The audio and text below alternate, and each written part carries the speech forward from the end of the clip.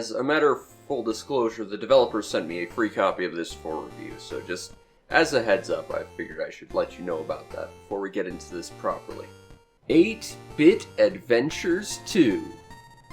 I have never heard of the first one, but one day I just woke up and checked my email and the developer sent me a review code and said, hey, you like RPGs? You want to talk about our RPG? Here's a free copy. Just, don't talk about it too early and don't spoil some endgame stuff. And I said, okay, I'll never say no to a free game, sure. Now, I wasn't sure if the 2 in the title here was actually authentic, or if this was like a Breath of Death 9 sort of situation where it was just sort of making fun of how long-standing RPG series sometimes get. So I went and took a look at the Steam page, and I found that longtime friend of the show, Sly Boots, actually had this on his wish list. So I asked him about it and what he knew, and he basically said that the original game was one of the greatest RPG Maker games he had ever played, which is high praise indeed. Now, is this sequel to it deserving? Well, after playing quite a lot of it, like a lot of it, I can say that I did very much enjoy my time with this game. I won't say it's perfect, but it's still quite a good time, and hey, if nothing else, that does not use the default tile sets. You already get all the points ever for that. But let's talk about this game proper. Now, the story is a follow-up to the original game, and it is standalone from it, sorta. This is where things get a little complicated, and I'll talk about this later, but the main takeaway is that 2 years after a massive disaster, this horrible disaster known as the Dust that was enveloping and destroying all the world happened. 3 heroes, a warrior, a mage, and a thief, all of which you can name, managed to save the world. So far, so generic fantasy, but here's where the kicker really hits. See, they were basically acting at the behest of a sort of mysterious godlike entity, which was a computer. So, as much as the original game was kind of fantasy, and this game is very much in that very same genre, it also kind of mashes in a sort of sci-fi element, where you're actually sort of acting in this sort of virtual world created by a computer. Now, in the current story, you play as this kid named Charlie, who you don't get to name, even though you can name one of the other newer characters, but not all of them. It's kind of weirdly inconsistent. Either way, he is sort of the disciple of one of the heroes from the previous game, the Thief. The Thief shows up one day and he sort of overhears how she's looking for her warrior friend who might be in trouble, and she sets off to try and help him. Well, Charlie, being the lovable rascal that he is, tries to sneak aboard a ship to try and help her, and they sort of end up going on an adventure to try and find this hero, which is remedied rather quickly, but then bigger issues happen. See, the hero was under the influence of a mysterious otherworldly entity, and, well, things are about to get a lot more complicated. See, the otherworldly entity was a computer glitch who has the ability to take control of any of the people from this world and cause mass havoc. This computer glitch is suffering from an existential crisis and having his life threatened simply because he wants to live. And he's doing everything in his power to try and survive, even genocide. It's a very interesting plot. It starts out very generically fantasy, and like I said, it kind of twists itself into sci-fi, and it gets very deep and interesting, and there's lots of weird bits of continuity in this world as well. Like, you can sort of interact with a couple of NPCs in every town, and then you'll see them down the line, and their world sort of expanded. It reminds me a little bit of like a very minor version of like the Trails series, of how they like to have character continuity and like actual NPC lives going on in the background. That was really cool little bits of world building. I also really appreciate the fact that the story isn't entirely black and white. It's not good versus evil so much as it's shades of gray. Frequently you'll have your own heroes pointed out as being very flawed characters. Nor is the villain really all that evil. All they want to do is live in a world where they're told they can't exist in, and they're just fighting for survival. And, frequently it feels like the heroes are sympathizing with the, glitchy villain to the point where they are, honestly, it comes across that they'd be willing to help if the villain wasn't being totally genocidal. And that's really cool. I love the fact that they're actually willing to write their characters with some degree of nuance, because pure good versus evil stories are very, very, very boring. and making a cast of flawed characters, both good and evil, makes them all likable and relatable. It was really well done how nuanced the characters were written. I also very much appreciate the fact that the game is written with every character sort of having a different voice and a different tone and a different manner of speaking. They end up writing around different accents and different character perspectives, and like I said, different manners of speaking, which means every character feels like they have a slightly different worldview and a different voice, so to speak, as opposed to, all the characters sounding identical, and that takes a lot of work. Really appreciate that. As well, the writing does seem to actually affect mechanics in a few ways. First of all, whenever you pick up an item, they'll actually give you a total description and how you use it, and it actually goes pretty in-depth with how it describes items as you get them. That's really nice, and I certainly appreciate the fact that there are lots of little bits of information that you can glean from descriptions and even character names that can tell you how to handle certain situations. For example, I ran into this one enemy called What a Croc, which, not gonna lie, I got a good chuckle out of that. It's a little crocodile that sits there and lies to you, and the moment you realize, oh, it's lying to me, then you can beat it up, or you can listen to it and basically die. It's silly, and I like that, and there's actually quite a lot of really goofy jokes in this, and I really appreciated that. The soldier that was left standing guarding a hole in the ground because of an incident with the captain's sister also got a good laugh out of me. There's definitely a lot of moments of levity, but it knows when to be serious as well. I have to admit the writing in this game is definitely on point and is absolutely fantastic. However, there is one thing that did bug me, and it does go back to sort of the key introduction I had with this game, which is that you don't need to have played the previous game to enjoy this game. And that is true, but not necessarily to this game's benefit. See, I found that pretty much wherever you go in the plot, you have to sit through several minutes of just expository text about what your heroes did in the previous adventure that makes this area relevant now. And, well, I certainly do appreciate the world building of that, and I would love to discover more about that myself. The fact that it's sort of crammed in during the main quest, when there's a certain sense of timed urgency to it all, feels a little bit like it's missing the point a little bit. We're on a timed mission here, we have to move quickly, we don't have time for all this exposition. And when it's shoved in your face vis-a-vis the main plot line and the fact that it's not really skippable or, something you discover on your own, it feels a little bit clumsy in an otherwise really tightly written game. And that's unfortunate. Similarly to how the story kind of initially presents itself, the gameplay here initially sort of presents itself as the most generic fantasy RPG ever, but there's a lot more nuance to it that makes it a lot more interesting to interact with. Outside of combat, you wander around the environments and you can interact with various chests to find loot, talk to people, buy stuff at shops, your standard fare. I will say that there is a lot of reward for exploration in this game. There are numerous secret chests and stuff to find, and really powerful pieces of equipment you can equip your characters with if you're willing to look out for them. As well as just some interesting little side quests that are really only there to reward the observant and explorative. And as someone who loves exploration in games, that is 100% something I appreciate. One of the first things I noticed about this game is there are no random encounters. When you're on the overworld or any dungeon, you have to manually walk into any sort of enemy sprite you can. What makes this particularly interesting is they don't respawn unless you either leave the area or manually request they be respawned, which, at least in theory, means that if you kill everything in an area, you should be perfectly equipped for the boss. And I never really felt like that was an issue. I killed everything I ran into, and I never really had any problems with any bosses, so I guess it's pretty well balanced in that regard as well. There's also save points in this game, which is an interesting system. See, this game operates using an autosave system as well as a manual save whenever system. So why does it have save points? Well, they exist sort of to mark off danger zones, areas that are about to have bosses or very tough encounters. And, well, I will take off a point by saying, that kind of takes away from the immersion because you know exactly when a boss is going to come out and get you. It's kind of nice to sort of know when it's going to happen and prepare for it.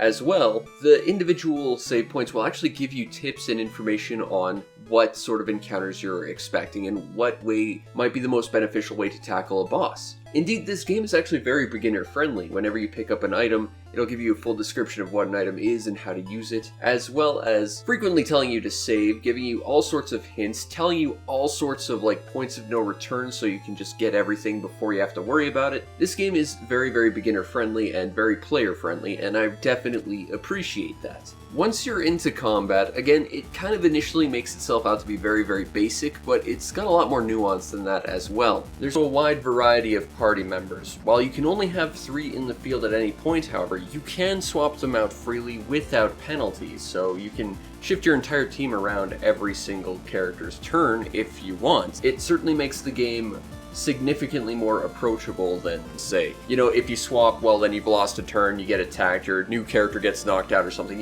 If they didn't have the free swapping system, it would be a lot more painful just to explore these characters, and the fact that they don't is huge for your tactical options. This game gives you a lot of options and a lot of different ways to freely experiment without getting punished. Every character has a standard attack as well as a character-specific ability that they can use without any sort of resource management, and it's exclusive to each character, which kind of sort of informs you of their combat role of sorts. There's also a ability and also magic system that take an expendable energy resource that's dependent on whether your character has magic or not. I don't know why they bothered to do this. Basically, there's a magic system, but there's 2 different energy pools that do the same thing, whether a character has magic or not. It's basically there entirely for a lore thing, but every character has a manageable mana pool, for lack of a better term. And these abilities can be learned as you level, as well as give you huge boosts in combat, as well as different strategic options, and indeed, in some encounters, it's absolutely necessary to understand what your options are. You can also unlock combo moves, kind of like Chrono Trigger, where 2 specific party members working together at a cost of both of their mana pool can effectively do special moves. And this is actually really cool because it's initially introduced to you by specific enemy combinations before you ever get to unlock them. And when enemies do it, when you manage to identify what exactly causes this combo in your enemy's formations, you can target their weak link to prevent that from happening again, which again makes combat deep. Probably more unique to this game is the Omega system. Basically, at the bottom of the screen, you've got a little energy bar. As you do damage or receive damage, you will fill this bar up. Once you do, you can unleash your character's Omega ability. You only get to use one of your character's Omega abilities, so you gotta make sure you've got the one that you want before you use it, but every character has one that's completely unique to them as well, and each one has different strategic values. For example, the Thief has an ability that lets you basically apply every status affliction on one opponent at once. These are ridiculously powerful abilities that are really useful against bosses, provided that you're set up properly and you kind of know what to do against the bosses. But it's, in general, a very cool system and makes every character feel very, very powerful. Indeed, while playing this game, I felt like every character was sort of OP in their own special ways, provided you understood how to utilize them properly. For example, Charlie is a standard squire, he's not a powerful warrior, but he is an okay melee character, and yet he starts out with the ability to attack 2 random enemies on the field for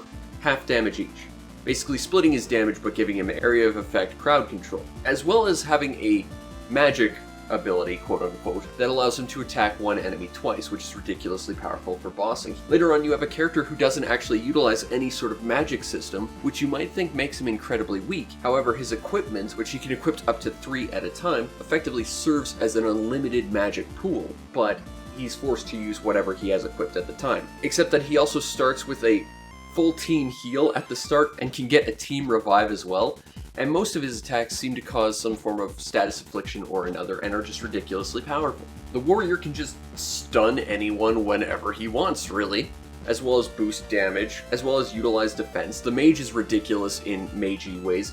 Each of these characters feels ridiculous, and when you combine this with the equipment system, as well as the augment system, which are smaller sort of accessories that they're one of a kind in the game, that give you percentile boosts or other meaningful stat bonuses, if you combine all that stuff at once, you can make an incredibly overpowered team very, very easily, it seems like, and I definitely appreciate that. I'm also a big fan of the fact that a lot of encounters, including just against the smaller enemies, feel very, very bespoke and require different tactical options. It's not a game where you can simply just hit attack on everything until everything dies. Like, that'll carry you a little ways, but eventually you'll run into certain fights that require different mechanics or utilize a sort of different system entirely. For example, a very early one I ran into was this rock monster on this cliff, and it would take 0 damage.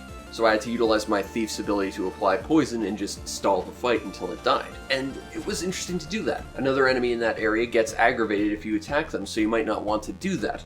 But another enemy that could be paired with him can randomly attack anyone, including his teammates, which ultimately could lead you to taking more damage from the enraged enemy. I mentioned it before, but of course there's What a Croc, the large alligator that will just talk to you, trying to convince you not to attack him for a reward, and basically just do a bunch of damage to you. There are lots of really interesting, unique fights in this game. I think on its own, if you took any of these things, it would feel very, very gimmicky, but because they're sprinkled in between a lot of regular fights, it is far more interesting, and it creates a very varied combat profile. And while there are some really neat included mechanics that, you know, it's impressive that they thought about this because it makes the world feel a lot deeper. For whatever reason, there's weird inconsistencies with it. Like, fairly early on in the game, there is a cave which has a blindness mechanic. There's darkness all around you, so you have to fight inside a torchlit area, or else you're all effectively hit by blindness. In fact, you know, one of the monsters is like this big, scary, dark thing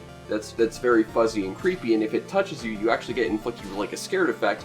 If you fight it in the light, you realize it's like the cutest thing ever, and that's amazing. Now you have a blind party member, so fighting in the dark isn't a problem for her, and that's really, really cool. But later on, in a completely different dungeon, you have to fight a boss that is completely in the darkness. In fact, you can't even inflict blindness upon him because, as the save point will even tell you, you know, this is basically darkness incarnate, and yet you have no trouble hitting him at any point, nor does he suffer from the fact that he also would have, in theory, if there was any sort of consistency here, have a darkened sprite where you couldn't even see what you were supposed to be fighting. And I really like that mechanic. But another weird inconsistency is, even though we have a blind party member who is effectively immune to blindness, for obvious reasons, for some reason we have a robot that is capable of being inflicted with crying status affliction, which is like blindness, but worse and more obnoxious, and I feel like might actually need to be toned down slightly how effective it is. It's kind of just a weird inconsistency I noticed. There are a few of them there, but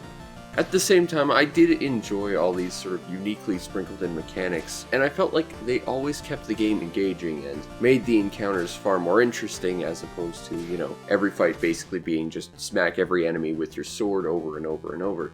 They included and expanded upon tactics, and the fact that every area felt like it had at least a few bespoke encounters that had a different way to go about them or something unique about them really did make the game far more interesting and engaging. Now, I'm not gonna lie, one of the biggest issues I had with this game before I even had a chance to play it was the GUI for combat. Like, when I took a look at my email, I saw this one screenshot that was like, I guess supposed to make me interested in playing this game or something.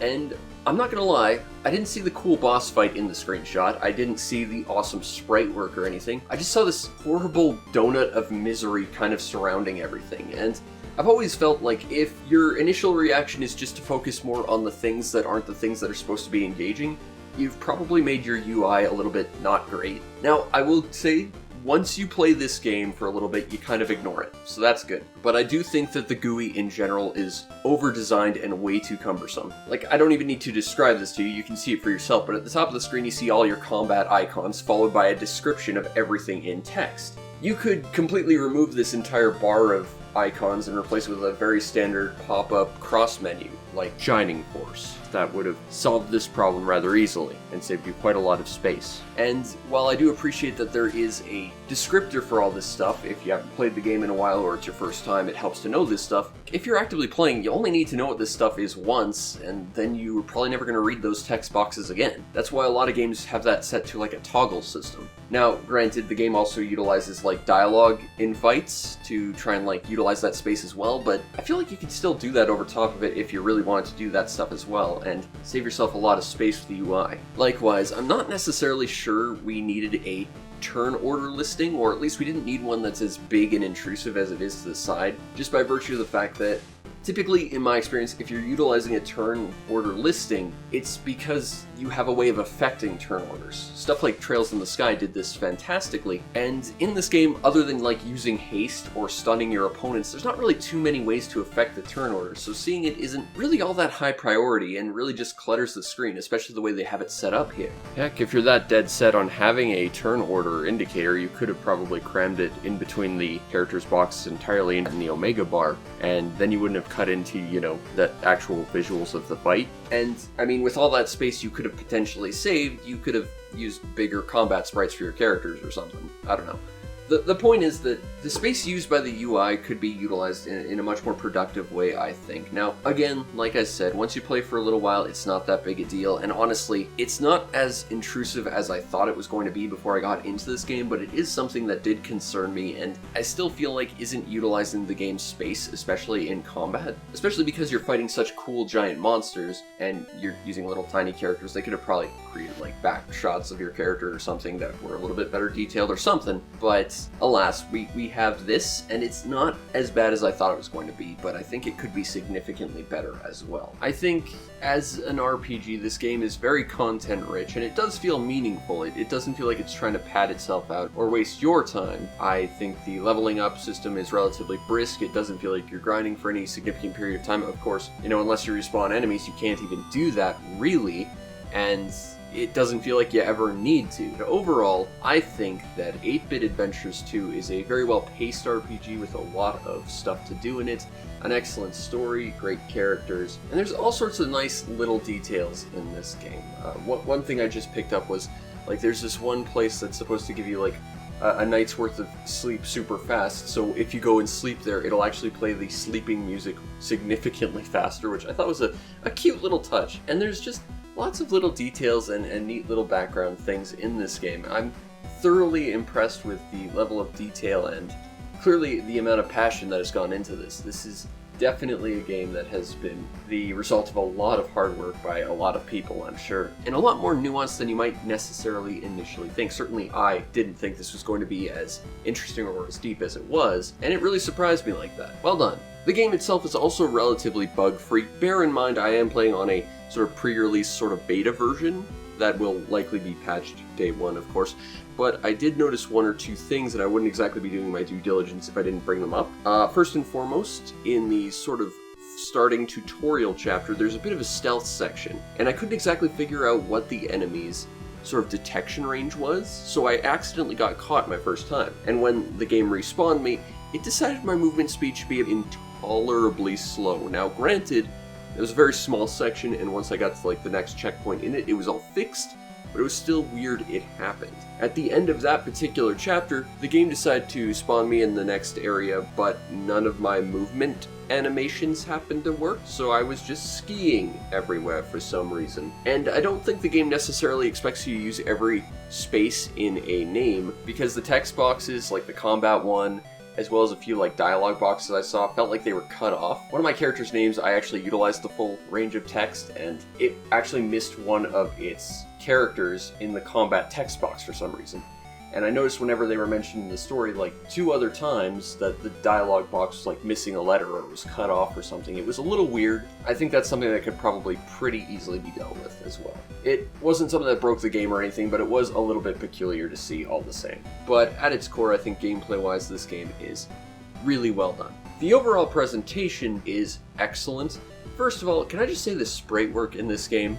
Like, seriously, the sprite work in this game. It's gorgeous. I'm recording this after just fighting a dragon that is basically made of electricity, and seeing that sprite made this entire gameplay worth it, because I gotta say, like, that was such a beautiful sprite right there. This game is just gorgeous like that. When you do the Omega attacks, you get these cool little character portrait cut-ins that make you feel awesome and empowered, and it's just fantastic to see stuff like that. The environments are varied, and there's a lot of personality in this world and how it's been built. And I think the relativity of certain locations respective to each other does make a lot of sense. You know, putting a desert next to a volcano makes a lot more sense than putting a volcano next to an ice area, you know? It feels like this whole world was very, very well thought out, and its inhabitants are awesome. I think this is a very beautiful game in terms of its visual presentation.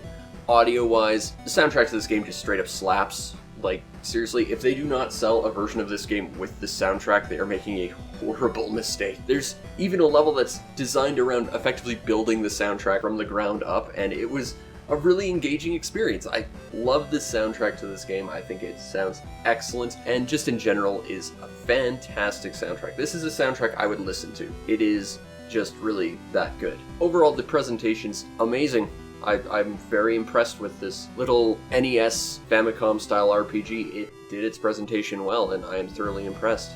Now, if you want a copy of 8-Bit Adventures 2 on Steam, it currently does not have a price listed, but I asked the developers. It's going to be about $20 US, which for me is closer to like $27. That's a bit steep for me to recommend. I like this game. It's pretty solid. I would be more comfortable paying a sort of $15, maybe 20 Canadian, but 27 is a bit steep. I will say though, if you are looking for a solid RPG, this is definitely one to look into. It's certainly a high quality experience, and I have to admit, based on what my friend suggested the original was, yeah, this one lives up to it. It's quite good. I liked it. It has solid on-point writing as well as really, really good mechanics. I think this is definitely a Steam RPG to look out for, and hey, if you don't want it on Steam, apparently it's coming out on console later this year, and I might have to pick it up there just because it'll be a little bit more convenient for me to play it on either my PlayStation or Switch or something. But, you know, the point is,